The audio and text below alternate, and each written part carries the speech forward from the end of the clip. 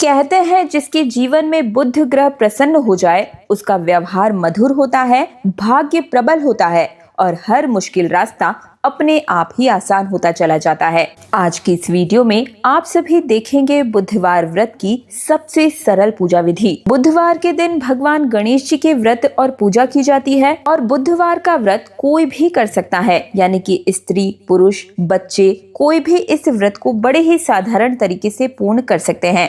बुधवार के दिन जब आप गणेश जी का व्रत करें तो सुबह स्नान आदि करने के बाद में हमें व्रत का संकल्प लेना होता है। आप अपने मन में संकल्प लें कि हे गणेश जी महाराज, मैं आपके इतने व्रत करना चाहती हूँ ताकि ये मनोकामना पूरी हो जाए। आप हमें व्रत करने में सहायता करें और हमारी मनोकामनाओं को पूर्ण करें। इस तरह से हमें व्रत का संकल्प करना है और बुधवार के व्रत में हमें हरे रंग के कपड़े पहनने चाहिए। हरे रंग के कपड़े पहनकर पूरा दिन व्रत करना होता है और शाम के समय आप भोजन कर सकते हैं, यानी कि बुधवार के व्रत में एक समय अन्न ग्रहण किया जाता है।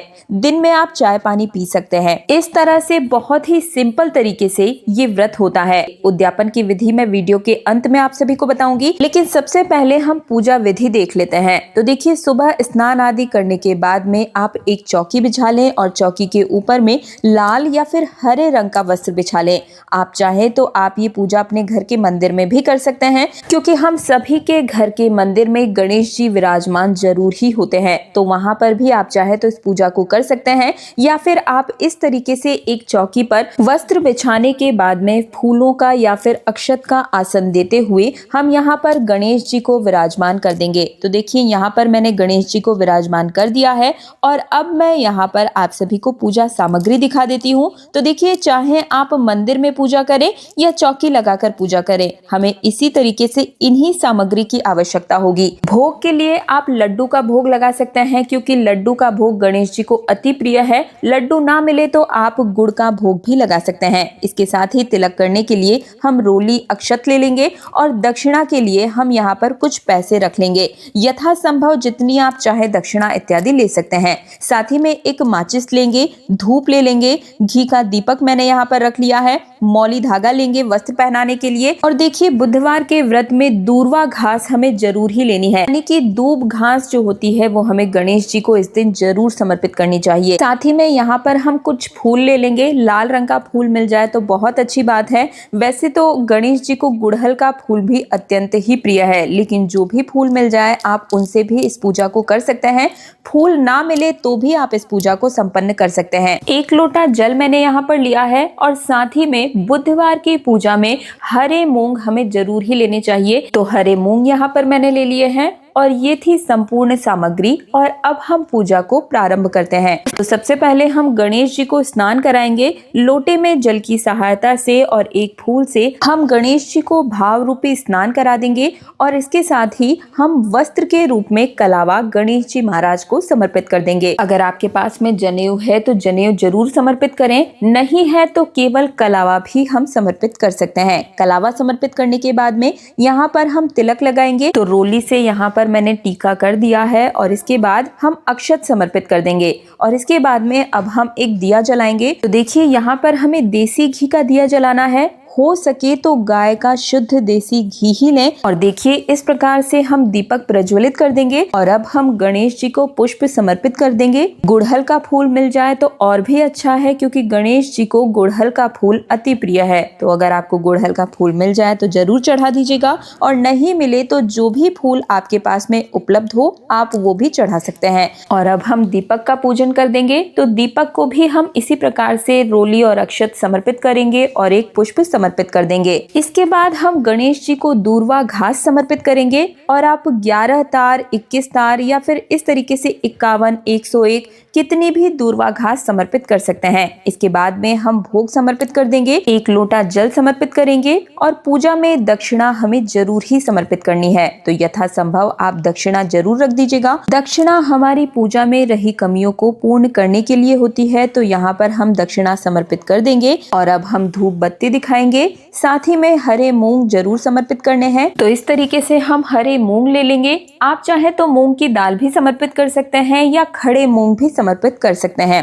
इसी के साथ में अब हम व्रत कथा सुनेंगे। तो व्रत कथा सुनने के लिए हम अपने सीधे हाथ में थोड़ी सी दूब घास, पुष्प और अक्षत लेंगे और इस तरीके से हम बुधवार की व्रत कथा सुनेंगे। आपके पास में अगर बुधवार व्रत की पुस्तक है तो आप उसे देखकर पढ़ लीजिए कथा को, या फिर आप किसी से कह के सुनवा सकते हैं, या फिर आप ऑनलाइन भी सुन सकते हैं। मेरे चैनल पर भी आपको बुधवार व्रत कथा मिल जाएगी, तो आप वो भी सुन सकते हैं। और इस तरीके से कथा सुनने के बाद में हमने जो अपने हाथ में फूल और दूब घास इत्यादि ली है वो हम गणेश जी के चरणों में समर्पित करेंगे और इस तरीके से हमें अपना पूजन संपूर्ण कर लेना है। कथा सुनने के बाद में अब हम आरती करेंगे। तो गणेश जी की आरती हम गाएंगे। वैसे तो हर किसी को गणेश जी की आरती आती है, अगर नहीं आती है तो आप ऑनलाइन मोबाइल में भी आरती प्ले करके आप अपनी पूजा को संपूर्ण कर सकते हैं। तो इस प्रकार से हम आरती करेंगे। जय गणेश जय गणेश जय गणेश देवा, माता जाकी पार्वती पिता महादेवा। इस तरीके से बड़े ही प्रेम भाव के साथ हम आरती करके अपने इस पूजन को संपूर्ण करेंगे। पूजा करने के बाद में अपने दोनों हाथों को जोड़कर गणेश जी की पूजा में रही कमियों के लिए क्षमा याचना जरूर करें और अपनी मनोकामना पूर्ति के लिए गणेश जी के सामने अपनी मनोकामनाओं को जरूर ही बोलें और अपने पूरे परिवार की कल्याण के लिए प्रार्थना करें। और इस तरीके से हमारी जो पूजा है वो संपन्न हो जाएगी। और इसके बाद में जो लोटे में जल हमने रखा था, इसी लोटे के जल से हम सूर्य देवता को अर्घ देंगे और जो भी आपने भोग इत्यादि चढ़ाया है वो आप अपने पूरे परिवार के साथ बांट कर खा लें। और जो दक्षिणा आपने रखी थी उसे आप किसी पंडित को या फिर मंदिर इत्यादि में जाकर चढ़ा दें, दान कर दें। और देखिए, जब चौकी आप उठाएंगे तो जो फूल वगैरह आपने समर्पित किए हैं वो इधर उधर ना डालें। आप अपने घर के गमले में इन फूल इत्यादि को डाल सकते हैं या फिर आप बहते हुए जल में भी इन्हें प्रवाहित कर सकते हैं। और दक्षिणा आप चाहें तो हर बुधवार व्रत के बाद दान कर सकते हैं, या फिर आपने जितने भी 7, 11, 21 जितने भी बुधवार व्रत की आपने जो संकल्प ली है, संपूर्ण दक्षिणा को आप इकट्ठा करते जाएं और उसके बाद में अंत में जब आप उद्यापन करेंगे तब आप इन सब को इकट्ठा करके दान कर सकते हैं, या फिर कोई सामान इत्यादि खरीद के मंदिर में या फिर किसी पंडित को कोई सामान उपहार में या फिर दान कर सकते हैं। अब मैं आपको उद्यापन की विधि बता देती हूँ। तो देखिए, आपने बुधवार के व्रत करने के लिए जितने भी दिन का संकल्प लिया है, 7, 11, 21 जितने भी आपने बुधवार के व्रत किए हैं, अंतिम दिन यानी कि मान लीजिए आपने 21 व्रत का संकल्प लिया था तो 21वें व्रत वाले दिन आपको उद्यापन करना होगा। तो जिस दिन आपका 21वां व्रत होगा उस दिन आपको 1.25 मीटर हरे रंग का कपड़ा लेना है, 1.25 किलो आपको हरे मूंग लेने होंगे, 1.25 किलो आप गुड़ ले लीजिएगा। साथ में ही हरी साबुन हमें लेनी होती है, तो आप चाहे तो 1 ले लीजिए या फिर 1.25 किलो ले सकते हैं। इसी के साथ में दक्षिणा यथासंभव जितनी भी आप चाहें उतनी ले लीजिएगा। ये सारी सामग्री आपको लेनी है और उद्यापन वाले दिन पूजा की चौकी पर आपको ये सारा सामान रखना है। सारे सामान को मिक्स कर देना है और इसके बाद में ये सारा सामान आप मंदिर में पंडित जी को दान कर दीजिएगा।